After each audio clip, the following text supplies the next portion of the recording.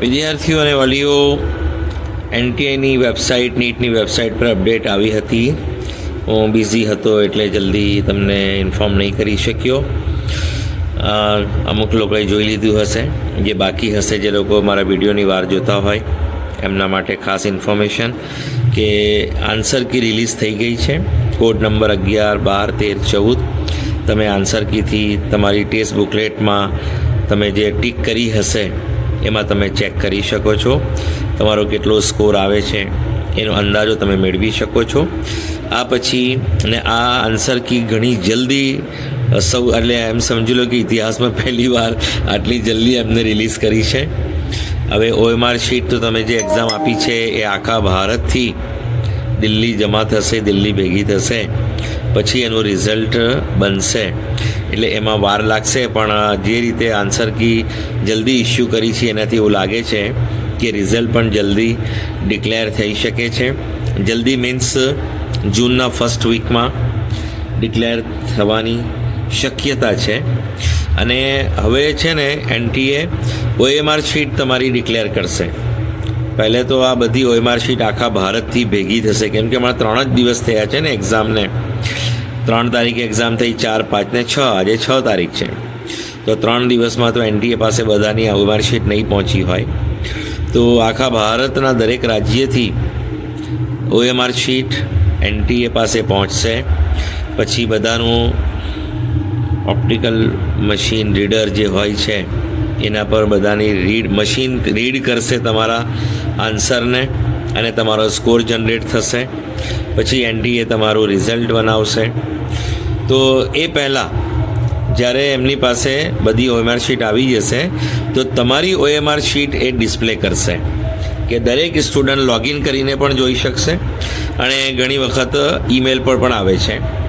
તો હવે NTA પાસે જ્યારે બધું ભેગું થઈ જશે ને બધાની OMR શીટ, તેમાં 2 કોપી હતી ને, એક ઓફિસ કોપી, હા, અને 2 કોપીમાંથી એક કોપી જે તમે જે કાર્બન કોપી હોય છે ને નીચેની, એ તમને ઈમેલ દ્વારા મોકલશે અને તમે લોગિન કરીને પણ તમે એને ડાઉનલોડ કરી શકશો કે તમે જે ભર્યું હતું ને એ આન્સર બરાબર છે કે નહીં. તે આ આન્સર કી હમણાં જે છે એ તમે ટેસ્ટ બુકલેટથી ચેક કરશો, બરાબર, પણ એક્ઝેક્ટલી તો OMR શીટમાં તમે જે લખ્યું હશે ને એ જ હશે. કેમ કે કોઈ વખત ટેસ્ટ બુકલેટમાં તમે ટીક કરી હોય તો 1, 2 ને 3, 4 વધારે પણ ટીક કરી દો, પછી તમને શ્યોર નહીં હોય કે મેં કયું કર્યું હતું. પણ જ્યારે OMR શીટ તમારી પોતાની આવી જશે તો ત્યારે તમે ચેક કરી શકશો કે OMR શીટમાં તમે જે ભર્યું છે તે અને આ આન્સર કીમાં આ બંને મેચ કરીને તમારો સ્કોર તમે જાણી શકશો કે એક્ઝેક્ટલી તમારો સ્કોર શું આવી શકે છે. હા, નેગેટિવ માર્કિંગ જે પણ તમારા ખોટા પ્રશ્નના ખોટા આન્સર આપ્યા હોય, પ્રશ્નોના ખોટા આન્સર આપ્યા હોય એની નેગેટિવ માર્કિંગ બાદ કરીને જે સ્કોર બનતો હશે એ તમે જાણી શકશો. તો OMR શીટ એડમિશન કમિટી આપણે NTA નીટ જે છે ને વેબસાઇટ એના ડિક્લેર થશે. હવે કેટલા દિવસમાં ડિક્લેર થાય એના માટે આપણે વાર જોવાની. એ અઠવાડિયું પણ લાગે, 10 દિવસ પણ લાગે, કેમ કે બધાની OMR શીટની તમને ઈમેલ કરવાનું છે અને એને ફીડ કરવાની છે, હા, તમારા લોગિનમાં. એટલે 10 દિવસ બી લાગે, 15 દિવસ બી લાગે અને 20 દિવસ બી લાગે. પણ જનરલી આ ચેલેન્જ કરવા માટેનો થોડો સમય આપે છે એ 2-4 દિવસ કે તમારે જો આ ચેલેન્જ કરવું હોય OMR શીટ આવ્યા પછી તો તમે ચેલેન્જ કરી શકો. પછી ફાઇનલ આન્સર કી ડિક્લેર કરે છે NTA અને પછી રિઝલ્ટ ડિક્લેર કરે છે.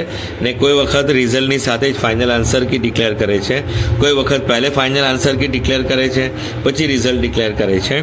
પણ 1 મહિનો તો સમજી લો કે સ્કોર કાર્ડ આવવામાં, રિઝલ્ટ આવવામાં વાર લાગી શકે ને એટલો તો લાગે જ છે. એટલે 1 મહિનો અપ્રોક્સિમેટ પકડી લો કે જૂનમાં આપણું રિઝલ્ટ આવી શકે છે. પણ OMR શીટ તમારી હવે આવવાની છે. ચેનલ સાથે જોડાયેલા રહેજો. અને 8 વર્ષનો કટ ઓફનો મેં વિડીયો ગયા વર્ષે બનાવ્યો હતો, આ ચેનલ પર તમને મળી જશે. તો તમને MBBS, BDS, આયુર્વેદ, હોમિયોપેથ 8 વર્ષનું તમને ખ્યાલ આવી જશે. એમાં તમે ગુજરાતનો મેરિટ રેન્ક જોઈને અંદાજ લગાવી શકો તમને શું મળી શકે છે. સ્કોર દર વર્ષે વધઘટ થતો હોય છે, પણ જનરલ મેરિટ રેન્ક ઉપરની કોલેજોમાં એનાથી તમને ખ્યાલ આવી શકે ગુજરાતનો મેરિટ રેન્ક કે કયા રેન્ક પર કઈ કોલેજ મળી હતી. પણ ગયા વર્ષે નવી કોલેજ પણ આવી હતી એટલે 5 નીચલી કોલેજોમાં એ જનરલ મેરિટ રેન્ક ડાઉન ગયો હશે.